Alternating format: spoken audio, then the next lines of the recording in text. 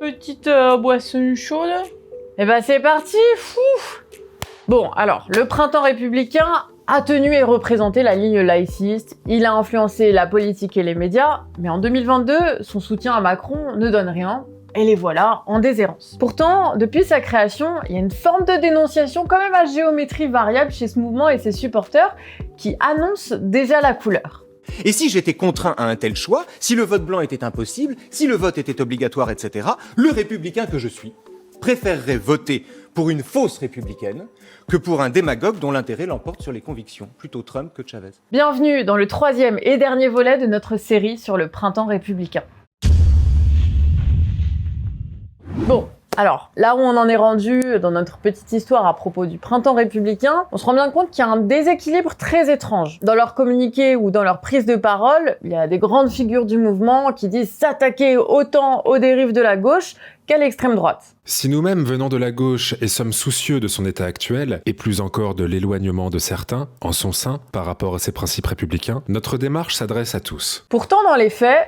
Mon travail à l'époque était de dire du mal de Mélenchon au PS. On m'avait demandé ça, c'était explicitement mon cahier des charges, et alors ce dont je m'acquittais avec grand plaisir. Bon, c'était dans les années 2000, hein, mais en fait, il a pas arrêté. Dans un éventuel second tour Mélenchon et Le Pen, qui me paraît, si je puis me permettre, extrêmement improbable, vous voteriez Le Pen? Oui, il est hautement improbable ce deuxième tour. Alors, ce que j'ai dit, c'est que si Marine Le Pen et Jean-Luc Mélenchon étaient face à face au second tour, ce qui n'a aucune chance d'arriver du fait de Mélenchon, et si le vote blanc était impossible, si il était interdit de s'abstenir, si le vote était obligatoire, bref, si on n'avait pas le choix, s'il fallait mettre l'un des deux bulletins dans l'urne, quoi qu'il arrive, je me dirais, sans y croire, plutôt Trump que Chavez, et je voterai pour la première avant d'entrer en résistance. Bon, il est évidemment loin d'être le seul. Hein. Par exemple, Sifaoui, vous savez, le profiteur du fonds Marianne et maintenant youtubeur, eh ben, il va sur des radios dire ça. Et les fossoyeurs de la République, ils existent toujours?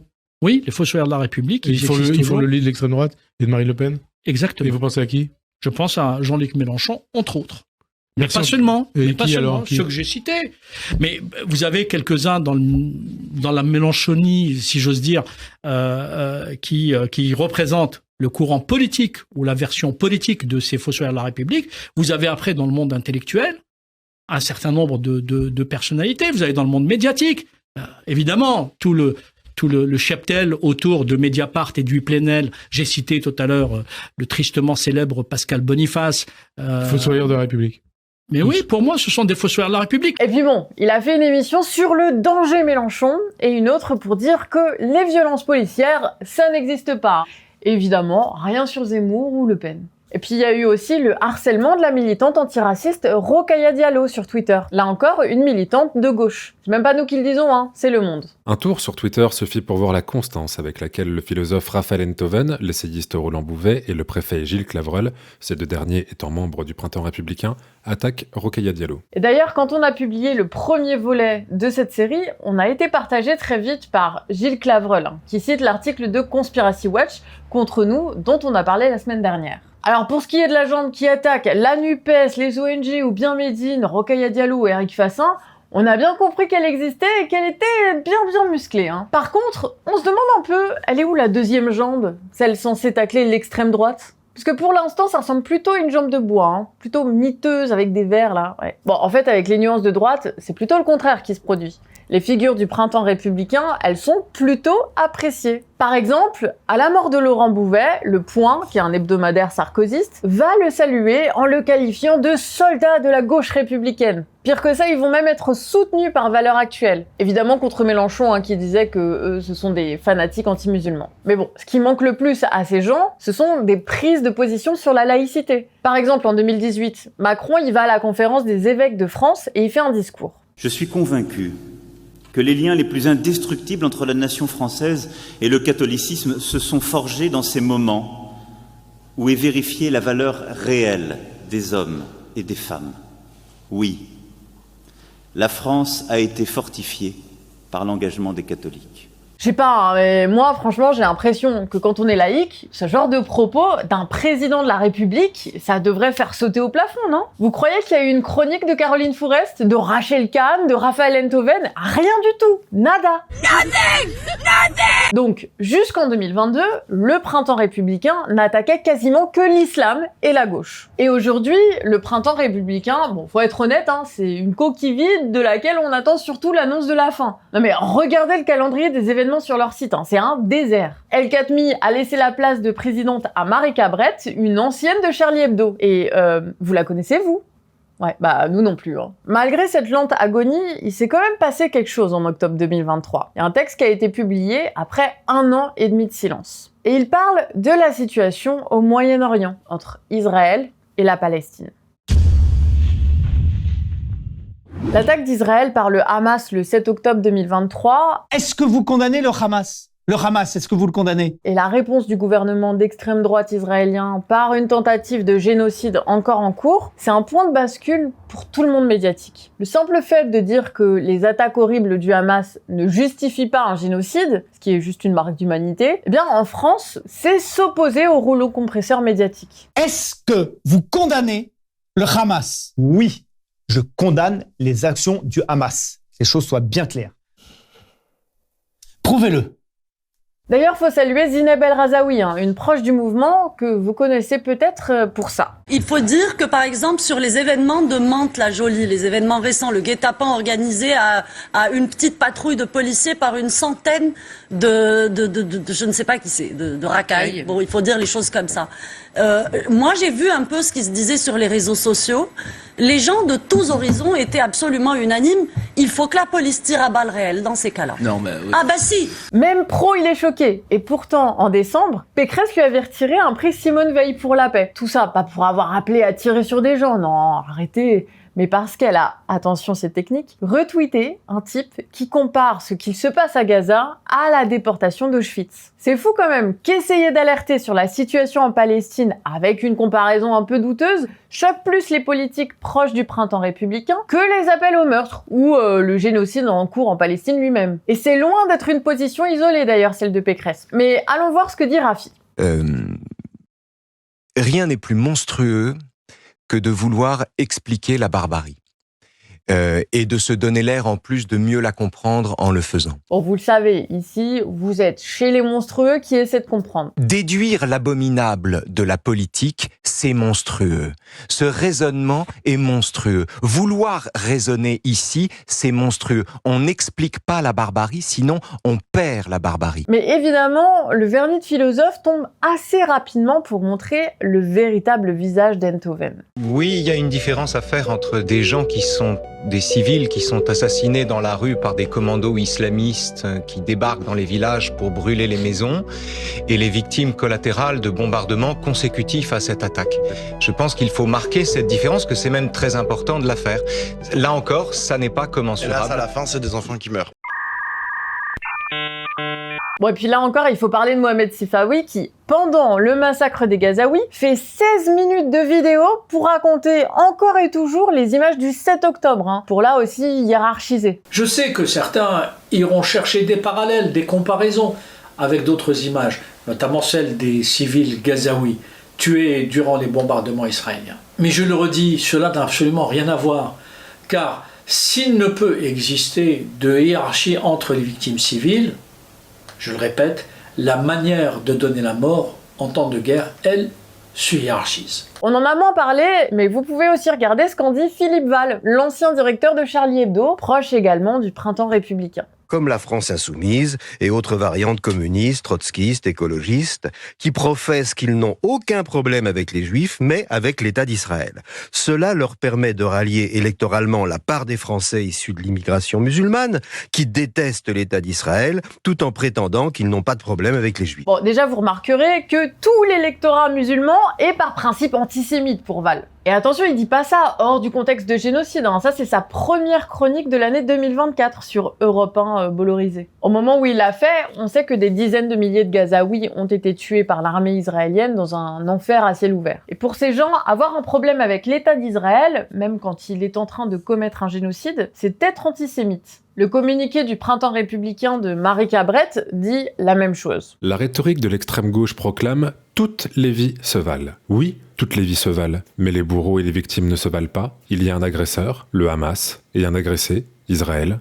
Une rhétorique redoutable se met en place et qui consiste à dire qu'il y a alors une victime qui se défend comme elle peut, les Palestiniens, et donc un coupable, et un seul, Israël. Israël, mais en fait, les Juifs. Sinon, pourquoi les pourchasser dans le monde entier? Donc voilà, dire que toutes les vies se valent, pour eux, c'est antisémite. Et globalement, c'est le même discours que celui de Macron, ou de Le Pen, Zemmour et leurs sbires par exemple. Mais la grandeur de l'armée d'Israël sera justement de respecter ces règles que les terroristes du Hamas ont, eux, honteusement et lâchement bafouées.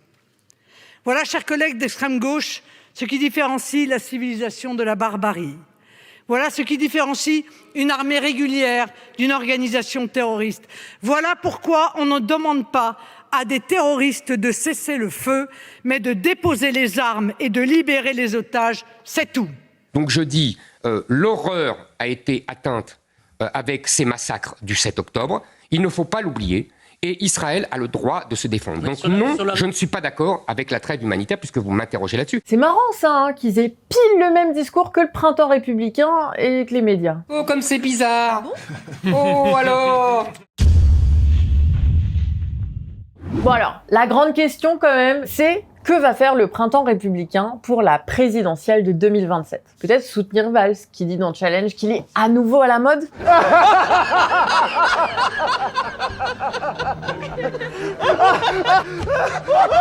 Non, bon, vous avez deviné, hein, c'est pas ce qui va se passer. En fait, le printemps républicain est en train de se scinder avec des soutiens chez Macron, comme Berger ou Darmanin dans des ministères, et d'autres, enfin quelques-uns, qui vont sûrement retourner vers Valls, Glucksmann ou Cazeneuve. Mais pour les derniers, eh bien les masques sont tombés. Écoutez ce que dit maintenant Zineb El Razaoui sur la mouvance autour du printemps républicain. Ce n'était plus possible de se taire après des semaines d'un crime de masse dont des images atroces nous parvenaient tous les jours. Tous les jours, on voyait des Palestiniens ramasser leurs enfants ou ce qu'il en reste dans des sacs poubelles. Ma séparation, mon divorce maintenant avec ce milieu laïque, le printemps républicain. Il y a d'abord eu la campagne présidentielle précédente où j'ai vu une partie de cette mouvance en fait se vautrer dans le zémourisme le plus crasse, le plus décomplexé, ce qui, moi, n'était pas absolument pas le projet de société que je défendrais en tant que laïque, et j'estimais même que c'était, en fait, que ces gens salissaient, nuisaient à ce qu'est la laïcité, à ce qu'elle devrait être. Ce virage, il se fait parfois pour défendre Macron. Par exemple, pour la loi immigration. Et on rappelle que cette loi, elle instaure, par exemple, la préférence nationale, hein, défendue par Jean-Marie Le Pen pendant des décennies. Et l'ERL lui-même se félicite du vote, alors que les ONG sont vent debout contre. Et voilà ce que vient raconter Caroline Fourest là-dessus. Et en même temps, le loup n'y est toujours pas, et il n'est pas forcément dans ce texte. En tout cas, il n'y est pas autant que ce que la NUPES, que ce que Jean-Luc Mélenchon va essayer de nous faire croire. Et ce que le Rassemblement national lui-même. Et ce que le Rassemblement national voudrait lui-même nous faire croire exactement. Comme un jeu d'ombre où chacun a intérêt à ce théâtre, en réalité. D'ailleurs, on a quand même compris depuis cette session parlementaire à quel point les deux ont intérêt à jouer ensemble la même partition. En fait, il y a une bonne et une mauvaise préférence nationale. Enfin bref, c'est toujours, vous savez, le truc à géométrie variable du printemps républicain. Bon, après, il y en a qui y vont plus franco, hein, comme Elisabeth Badinter qui dit que plus personne ne défend la laïcité, sauf Marine Le Pen, bien entendu. Mais le retournement, ou plutôt l'évolution la plus remarquable, c'est évidemment celle d'Amine El-Khatmi, désormais ex-présidente du printemps républicain. Son retournement de veste, il est monumental. Hein. Bon, pas vers Mélenchon et la France Insoumise, hein, rassurez-vous. Il a carrément un édito chaque vendredi sur Sud Radio pour cracher sa bile. Les Insoumis prouvent qu'antisionisme et antisémitisme ne sont que les deux faces d'une seule et même pièce. Par contre, plus question d'épargner Macron. Macron. En début d'année 2024, il sort un livre, Cynisme, dérive et trahison, dans lequel il épingle le président. Et très certainement parce que le président lui a pas donné de siège en 2022, hein. Oh, bébou. T'as refusé un siège, donc on fait un bouquin sur toi, hein. Ça c'est un grand classique de la lutte des places. Mais il va plus loin. Par exemple, en allant à la grande confrontation de Livre Noir, hein, où Zemmour est acclamé pour tranquillement débattre avec lui, et il lui dit ça. Je préférerais toujours venir acter des désaccords avec des patriotes de droite que de prendre le risque de m'afficher avec une gauche qui a fait de la haine anti-France un moteur et un carburant. Vous êtes d'accord ? Là encore, on prend les mensonges sur Médine pour argent comptant. Les Palestiniens sont d'office considérés comme des terroristes. Bref, El Khatmi a changé de public et ça s'entend. Puisque là, il est quand même acclamé par les admirateurs de Zemmour. Il va même dire que dans un second tour, Le Pen-Mélenchon, il voterait Le Pen. Ce que salue par exemple le site F de Souche. Et oh, surprise, on apprend dans Le Monde que le RN se prépare à donner peut-être un siège aux européennes à El Khatmi. Mais bon, peut-être pas, parce que c'est trop tôt. Mais bon, qui sait après, hein? Bon, pour l'instant, c'est plutôt comme des toutous qui apprennent à se connaître, là, ça s'apprivoise, ça se rapproche, et on en est persuadé, El Khatmi se rêve en porte-parole de Le Pen. Finalement, on est même en droit de se demander s'il n'a pas sciemment épargné Le Pen toutes ces années pour pouvoir plus facilement se rapprocher d'elle en vue du pouvoir. Au cas où, hein. Après, on a aussi une explication beaucoup plus simple. Au-delà de tout ce qu'on a déjà dit, idéologiquement, le tour de passe-passe, il s'explique assez facilement. On va faire des nuages de mots. Pour le printemps républicain, ce qui est gentil, c'est la laïcité d'abord. Après, il y a la République, l'universalisme, et tout ça, ça va ensemble. Et les méchants, ce sont les frères musulmans, les islamistes, les terroristes, les islamo-gauchistes ou les ambigus avec la laïcité. À une époque, ils prétendaient qu'il y avait aussi l'extrême droite, hein, les préjugés ou les discriminations. Mais on a bien vu que ça a complètement disparu de leurs actions. Bon, attention, ça veut pas dire que être pour la République ou contre le terrorisme, c'est pas bien, hein. C'est juste que c'est ce que le printemps républicain veut mettre en avant jusque dans son nom. Par contre, il y a déjà des liens avec les Zemmour et Le Pen, hein, par exemple sur le communautarisme, leur grand méchant. Et c'est logique, hein, puisque les proches de Valls ont fondé le printemps républicain en espérant récupérer des voix de Le Pen. En face du communautarisme, l'extrême droite met l'intégration, la France, la nation et ses traditions. Et elle est contre la racaille issue de l'immigration qui fait des banlieues, des zones de non-droit et les anti-France. Nous, au Canard, on est plutôt contre la racaille anti-France qui vole des sous au Parlement européen et bénéficie de l'immunité, hein. On en a fait une vidéo d'ailleurs. Bon, revenons à nos nuages de mots. En fait, ce qui intéresse Le Pen chez les laïcistes, c'est surtout la République. Parce que c'est un peu le mot qui pourrait parachever sa normalisation. Et puis, comme on l'a vu, la laïcité du printemps républicain, elle cible la gauche et les musulmans.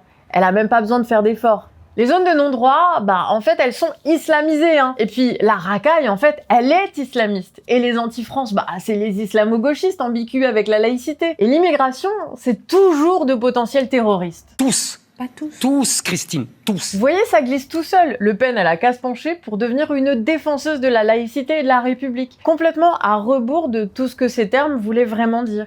Et pour les laïcistes proches du printemps républicain, il y a des contreparties positives à leur ralliement, ou plutôt à leur domestication par le RN. Il y a ceux qui veulent accéder au pouvoir, comme El Khatmi, qui voient en le RN leur nouvelle porte d'entrée à l'Assemblée ou dans un ministère. Tandis que pour ceux qui veulent juste continuer leur propagande, ne pas trop taper sur le parti qu'ils imaginent au pouvoir en 2027, ça leur garantit de garder leur place face à des gens qui n'hésiteront pas à virer leurs opposants de tout poste intéressant. Bon, avec tout ça, est-ce qu'il nous reste encore de l'espoir? Bah ouais, en fait, parce que tout ce dont on vous parle, on le sait déjà. Il y a même des sondages qui semblent montrer que 2 jeunes sur 3 se sont bien rendus compte de l'instrumentalisation de la laïcité contre les musulmans. La laïcité, pendant plus de 10 ans, c'est devenu le cheval de Troie du racisme, de l'islamophobie, et même, on l'a vu, de la relativisation abjecte du génocide en cours en Palestine. Alors qu'à la base, c'est pas du tout l'objet de la loi de 1905, qui doit garantir à chacune et à chacun de pouvoir librement croire ou ne pas croire sans intervention de l'État dans les cultes. La vérité sur la laïcité, c'est que son dévoiement par Valls et sa bande a complètement échoué. Ça se voit trop qu'ils voulaient récupérer des voix de Le Pen sans savoir comment faire. Et il y a toute une classe politique et médiatique bourgeoise qui a suivi. Mais chez les électeurs, ça n'a jamais pris. Il y a bien quelques personnes qui font le lien directement entre terrorisme et la laïcité, comme lui là. On a eu quelques commentaires là-dessus sur la première vidéo, souvent moins caricaturaux, mais pas toujours. Mais c'est rien du tout par rapport à toutes celles et ceux qui ont vu cette propagande pour ce qu'elle est. Tout le monde voit bien que s'attaquer à la baya pour lutter contre le terrorisme, en plus d'être islamophobe, c'est une stratégie complètement rincée. Et que ce qui menace vraiment nos existences se trouve ailleurs. Si on fait le bilan, le printemps républicain, il a surtout été médiatique. Il a permis à des figures de s'installer sur les écrans et les ondes. Il a occupé l'espace médiatique et maintenant, main dans la main avec le RN, ou avec Valls, ou Macron, pour quelques-uns d'entre eux, ils vont essayer encore une fois de prendre le pouvoir.